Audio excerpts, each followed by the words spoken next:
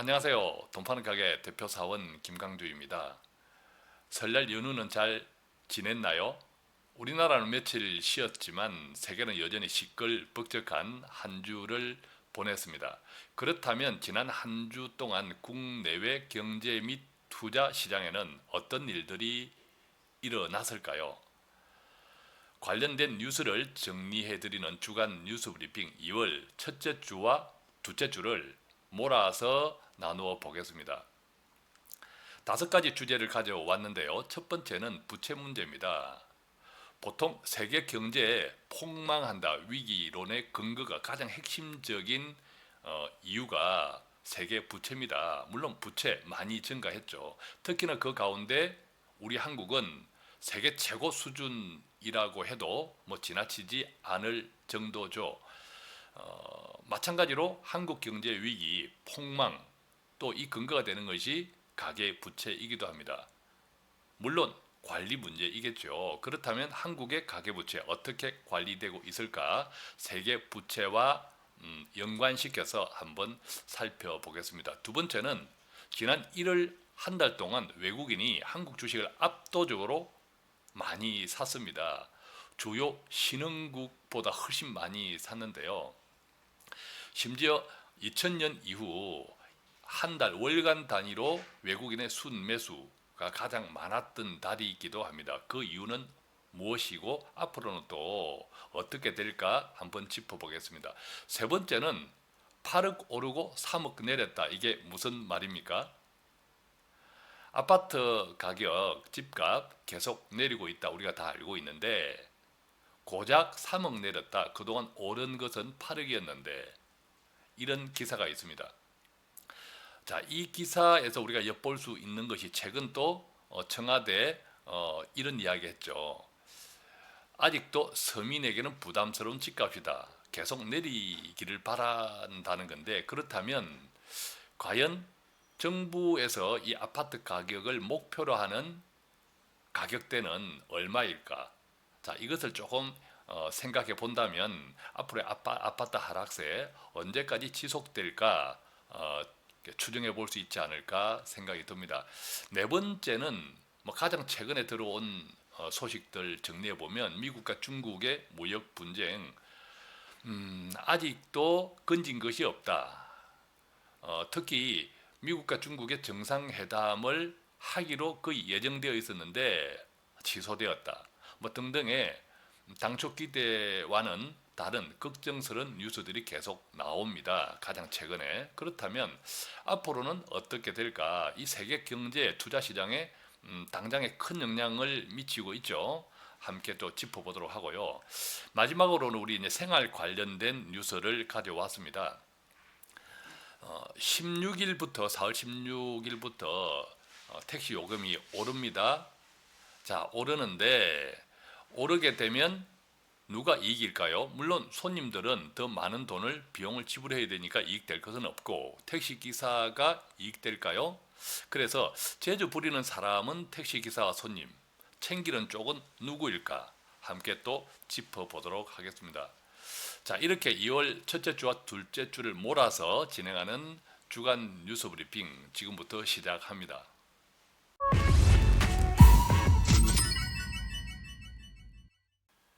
자, 뉴스 브리핑 첫 번째는 부채 문제입니다.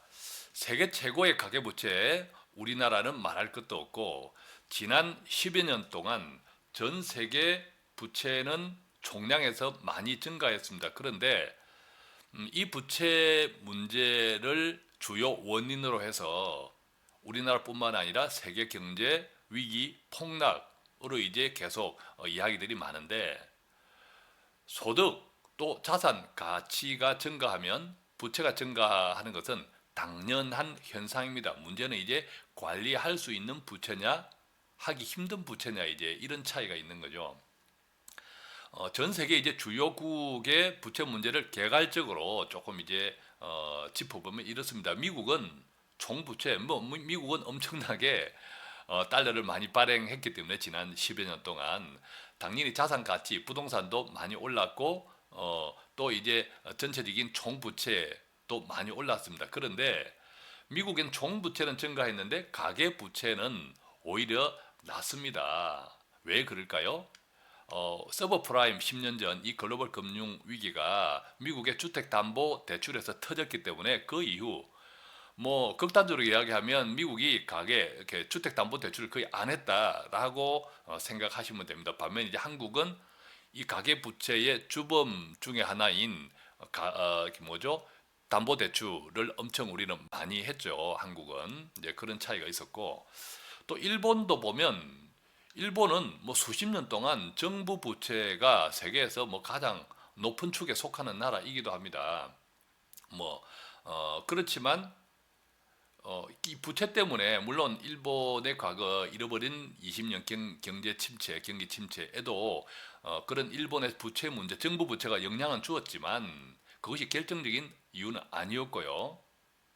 또 이 일본은 한국에 비해서 또 가계부채도 상당히 낮은 수준입니다. 또 일본의 정부 부채 채권 발행한 일본 정부가 발행한 채권을 일본 국민들이 보유하고 있는 것도 아주 많고요. 네, 등등 해서 일본도 부채 문제에서는 그다 큰 문제는 아닙니다. 일본 뭐 부채 다시 말씀드리지만 몇십 년 동안 계속 뭐 최고 세계 최고 수준으로 지속되어 왔습니다.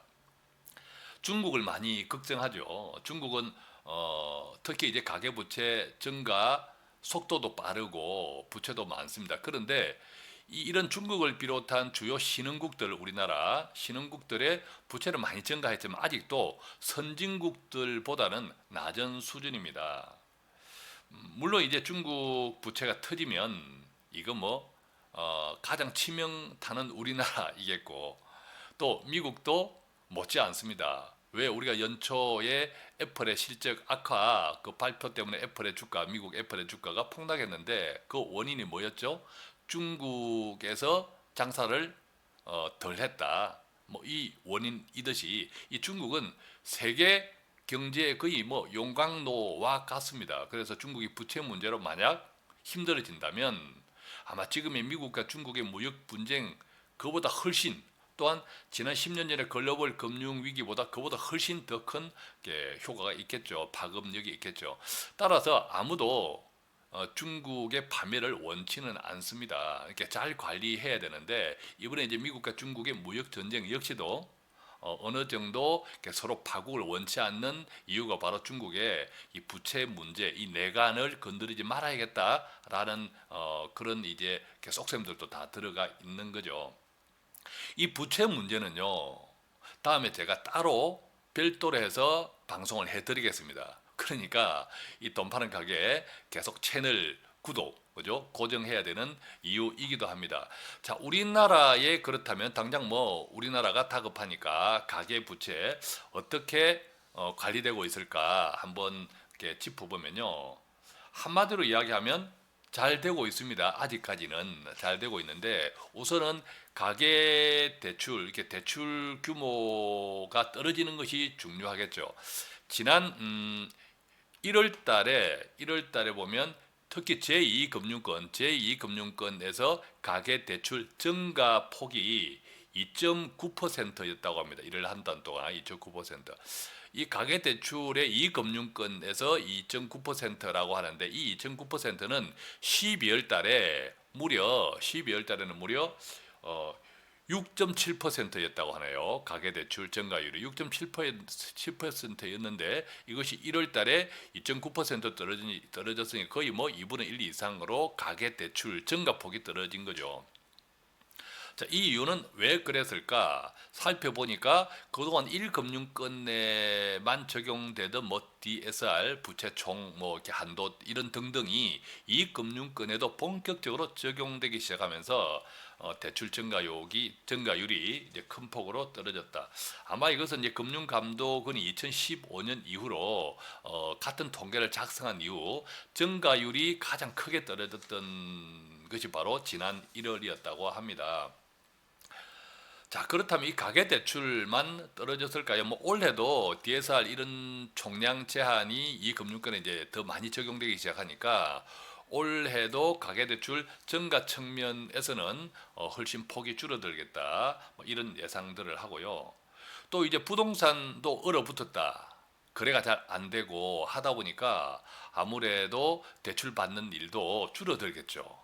옛날처럼 뭐 계속 사는 사람이 많고 하면 대출을 끼고 사겠는데 이제 사는 사람이 뭐 적으니까 당연히 이제 대출도 줄어드는 현상.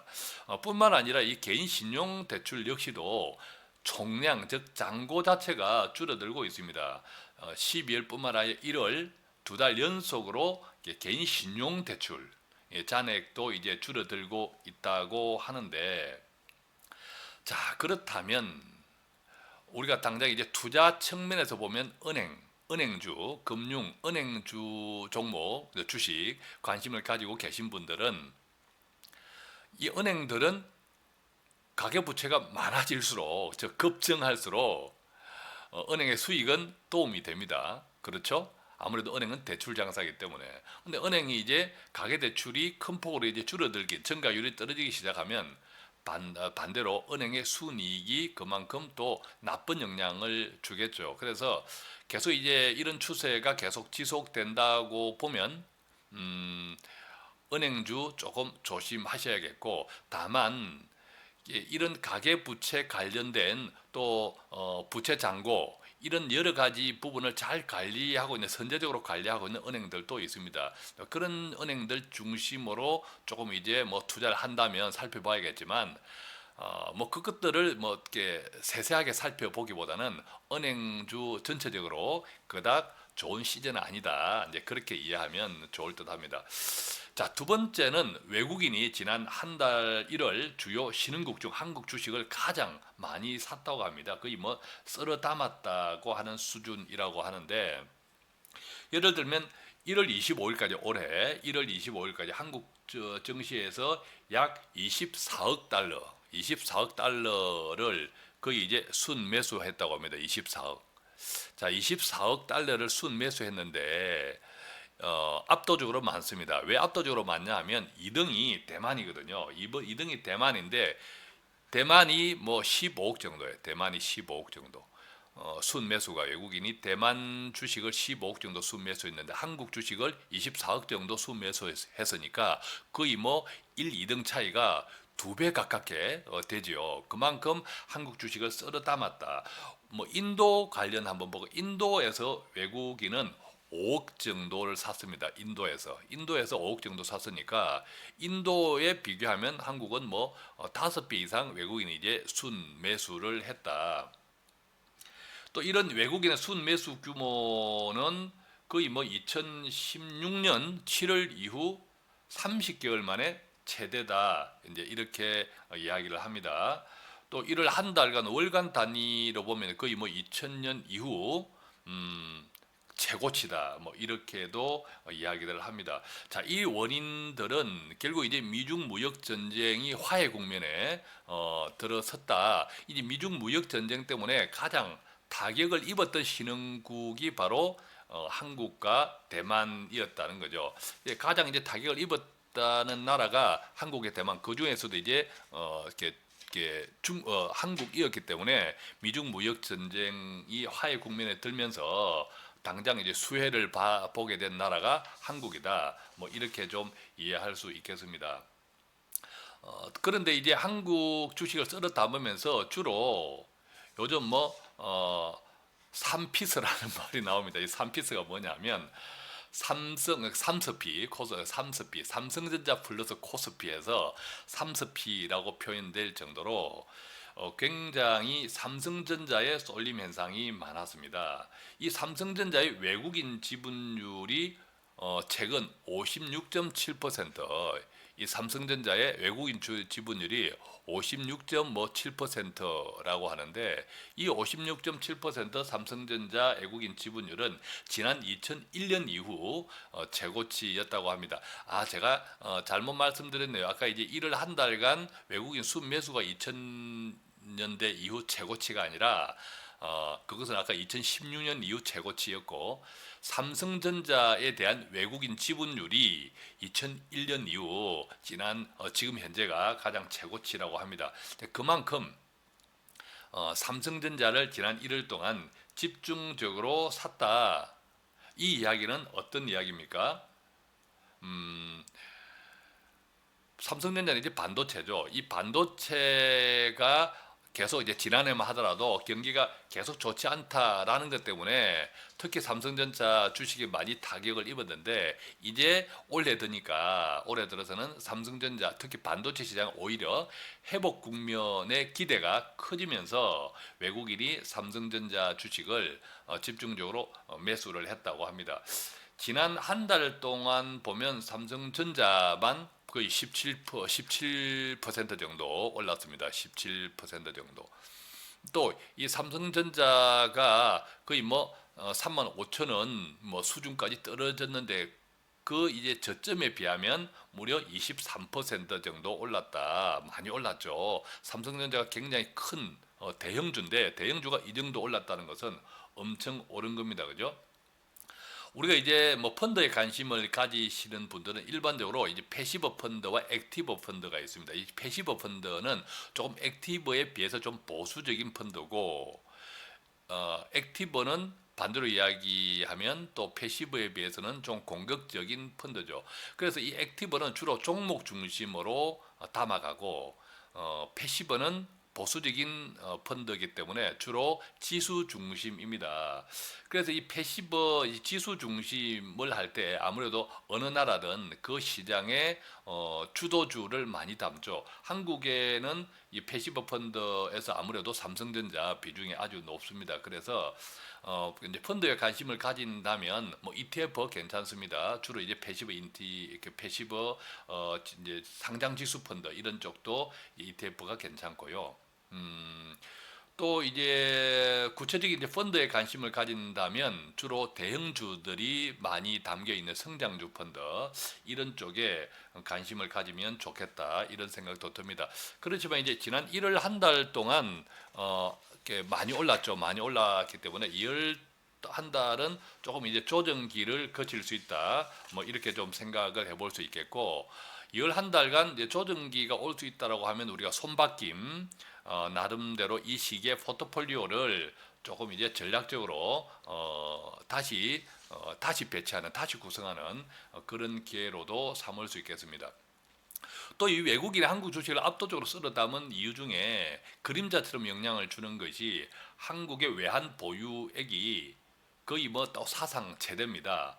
4,055억 달러. 우리는 이 외환 보유액에 대해서 아킬레스 뭔가 정서적인 아킬레스건을 가지고 있죠. 왜? 20년 전 IMF가 바로 우리가 달러가 없어서 달러 곡간이 텅텅 비어서 이렇게 생긴 현상이었죠. 그런데 이 한국의 외환 보유액이 사상 최대다. 이게 사상 외환 보유액이 사상 최대다라는 이유를 알아보니까 약 달러, 달러가 이제 달러 가치가 조금 이제 떨어지면서 반대로 원화 가치가 오르면서 달러로 이렇게 원화로 이렇게 달러로 환산한 이 가치가 오히려 늘어났기 때문에 외환 보유액이 사상 최대의 가장 큰 영향을 주었다 이런 이야기를 합니다. 그래서 지금 현재 우리나라 외환 보유액은 전 세계적으로 한 뭐 8등 8위 정도 한다고 합니다. 외환 보유액 우리의 잔고 순서가. 그러니까 외환 보유액 우리나라는 상당히 많은 나라죠. 원래 이제 달러에서 이제 지난해 강달러 때문에 많이 힘들었고 한국 경제가 또 투자 시장이 올해는 지난해 대비하면 상당히 이제 약 달러 기조죠. 그래서 달러에 투자해야 할까요? 지난해 하시는 분들한테 아마 제가 방송에서도 말씀을 드렸고 달러 투자가 그닥 추천드리고 싶지 않다라고 지난해 말씀을 드렸는데 그 현상이 올해 계속 지속되고 있다. 그래서 이 외국인의 한국 주식을 압도적으로 썰어 담는 이유는 또 이제 한국 주식이 앞으로 향후 12개월 동안을 추정 우리가 PER이라고 하죠. 주가 순이익 비율. 이 PER이 많이 조금 높아졌습니다. 예상 PER이. 왜냐하면 장래 올 한 해 한국 기업들의 실적은 낮게 평가했기 때문에 실적이 낮게 평가하니까 향후 전망치 PER 즉 주가 순자산 이렇게 주가 순이익 비율이 이제 높아진 이제 그런 결과가 나왔는데 이것 등등이 결국 이제 향후 PER이 좀 높게 평가되어 있다. 한국이 또 지난 1월 달 동안 많이 올랐다라는 점을 감안하면 2월 달은 이래저래 조금 눈치를 봐야 되는 그런 한 달이 아닐까 하는 생각이 들고요. 자, 세 번째는 자, 8억 오르고 3억 내렸다. 이게 무슨 이야기입니까? 결국 지난 이 대치동 엄마 아파트 참 이 대치동 엄마 아파트 사시는 분들은 참 심심하지 않겠습니다. 왜냐하면 부동산 이야기만 하면 이 대치동 엄마 아파트가 마치 우리나라 집값의 밸류 마크처럼 이렇게 항상 이제 오르내리기 때문이죠. 지난해 9월 달에 이 대치동 엄마 아파트가 20억 정도, 20억에 거래가 되었다고 합니다. 20억 정도에 이제 거래가 되었는데 이것이 12월 달, 지난해 12월 달에 한 17억 정도, 17억 정도 거래가 되었다고 하는데 그러니까 한 3억 정도 떨어진 거죠. 이 3억 정도. 3억 정도 떨어졌는데 2002 3억이라고 하는 것은 여전히 이 집값이 문재인 대통령 2017년 초 취임할 당시보다는 높다라고 한다는 겁니다. 그래서 그때 그때 2017년 초에 얼마였냐면 대치동 엄마 아파트가 12억 정도였다고 해요. 12억 정도가 지금 뭐 지난해 12월 달에 17억 정도에 거래되었다고 해도 여전히 바로 5억 정도 갭이 있다.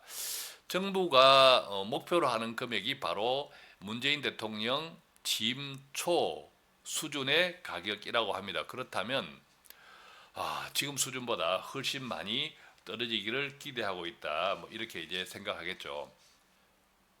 주간 뉴스 브리핑 잡코노미에서 강남권 5개 단지 정도, 그 다음에 비강남권 5개 단지 해서 이제 총 10군데 정도 단지가 2017년 초와 지금 현재 수준의 집값을 한번 비교한 자료가 이제 아주 좀 흥미가 있는데요. 종합으로 하면 적게는 한 1억 5천 정도, 많게는 6억 원 정도 2017년 초와 비교할 때 비싸다고 합니다. 전체적으로 보면 그 정도 가격 하락을 원한다. 정부에서 이제 그렇게 추정할 수도 있는데 이 지역별로 구체적으로 보면 아무래도 강남권 5개 단지는 2017년 초에 비해서 38점 한 3% 거의 뭐 한 40% 수준 정도 아직도 이제 높은 편이고 비강남권 5개 단지 평균도 뭐 그닥 뭐 못지 않습니다. 약 뭐 35% 정도 수준 지난 2017년 초에 비할 때 아직도 높다고 하니까 뭐 이런 내용들을 참고하면 앞으로 집값을 정부가 바라는 그 기대 수준이 어느 정도이겠다라는 것을 좀 참고하면 집값 하락세 전망을 하는데 좀 도움이 되지 않을까 생각이 들고요. 자, 그렇다면 앞으로 정부는 계속 집값을 떨어뜨릴 수 있는 정책적인 또 수단이 있을까? 아직도 있습니다. 예를 들면 뭐 분양가 상한제라고 뭐라든가 또는 뭐 후분양제 또 뭐가 있죠? 보유세를 올릴 수도 있죠. 특히 올해 4월부터 이제 공시 가격이 인상되지 않습니까? 서울 시내에서 집을 가진 사람이 보유한 주택들의 한 절반 이상은 다 3억이 넘습니다. 공시 가격 자체가. 그런데 또 공시 가격이 오르면 3억 이상 되는 주택을 소유가 훨씬 더 많아지겠죠. 반면에 이제 뭐 서울을 제외한 지역은 한 뭐 서울에 비하면 한 2분의 1 정도 그 비율이 불과합니다만 4월 이후 이제 공시 가격이 오르는 것 역시도 아마 이제 보유세 또 뭐 등등의 영향을 주기 때문에 4월 이후에도 계속 그 자체만으로도 집값이 떨어질 수 있는 요인들은 충분하다고 보면 2017년 초와 지금 현재 집값을 비교하는 것, 이것을 참고하는 것은 앞으로의 이 부동산 특히 집값을 예측하는 데는 상당히 큰 도움이 되지 않을까 하는 생각이 듭니다. 자, 네 번째는 실속 없는 미중 무역 협상입니다. 어쨌든 지금까지 나온 뉴스에는 미중 무역 협상에서 아직도 합의문 초안도 작성되지 않았다. 그래서 이제 본격적으로 이달 14일, 15일에 베이징에서 고위급 회담, 미국과 중국의 고위급 회담이 진행됩니다. 다음 주네, 그죠? 또 이 이제 고위급 회담에 앞서서 차관급 회담도 11일 날 개시됩니다. 뭐 다 바로 다음 주죠. 그러니까 다음 주는 상당히 이제 미중 무역 분쟁의 방향을 정하는 큰 분기점이 이렇게 되기도 합니다. 그렇다면 이제 미국과 중국의 뭐 이제 무역 협상 어떻게 될까요? 우리가 알고 있는 것처럼 중국은 참 양보하기 힘든 것들을 미국은 요구하고 있습니다. 뭐 지적재산권 문제라든지 뭐 등등 또 중국 기업의 중국 정부의 보조금, 정부 보조금을 중국 기업에 워낙 많이 주니까 이 다른 외국에서 진출한 기업하고 경쟁이 안 된다라는 거죠.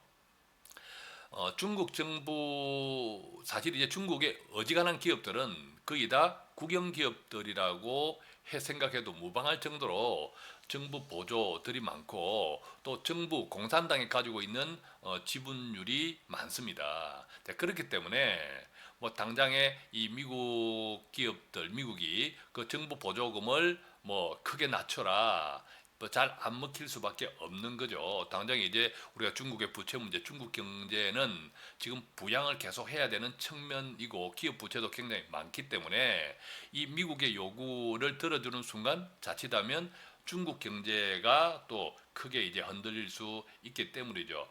어쨌든 이제 미국과 중국의 무역 분쟁 합의에 시한은 3월 1일입니다. 3월 1일이니까 불과 뭐 한 달도 채 남지 않았는데 우리는 여기에서 이제 미중 무역 분쟁이 어떻게 될까도 당연히 큰 관심거리지만 이것이 계속 삐그덕거리면 투자 시장에는 어떤 영향을 줄까라는 것도 이제 당면 과제죠, 결과론적으로.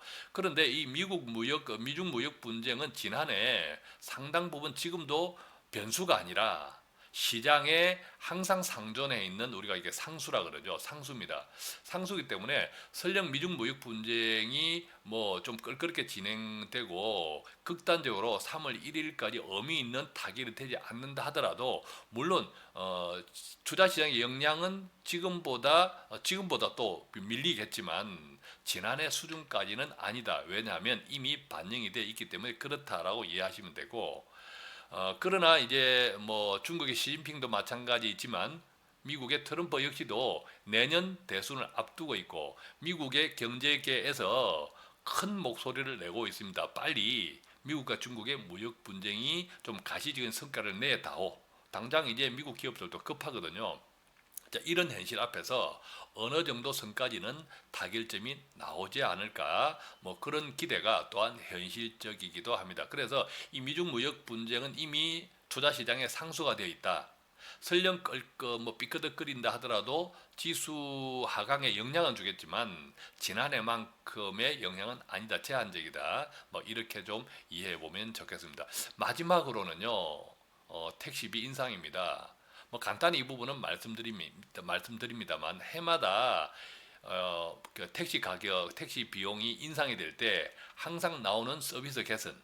이번에도 뭐 서비스 개선을 하겠다 이런 이야기들이 택시 업계에서 나옵니다만 한 번이라도 지켜진 적이 거의 없습니다. 그죠? 상당히 택시 요금은 상당히 많이 오르는 편입니다. 3,000원 기본 요금이 3,800원이니까 20% 이상 오르죠. 또 뭐 대형 택시 같은 경우도 많이 오르고요. 자, 그런데 결국은 이제 뭐 그 택시 요금을 올린다 하더라도 택시 기사 분들의 호주머니가 더 뭐 이렇게 많아질까요? 물론 영향은 주겠지만 극단적으로 산업금을 올리겠죠. 매일 거두어가는 산업금 누가 거두어갑니까? 택시회사. 택시 회사들이 망한다는 것, 실제적으로 망했다는 경우는 별로 없습니다. 왜 그럴까요? 산업금 충실히 받아가죠. 이 택시 회사들은 기본적으로 이 부동산을 깔고 있습니다. 택시 회사들의 그 장소가 결국 이제 부동산 투자하고 맞물려 있습니다. 버스 회사들도 사실은 마찬가지고.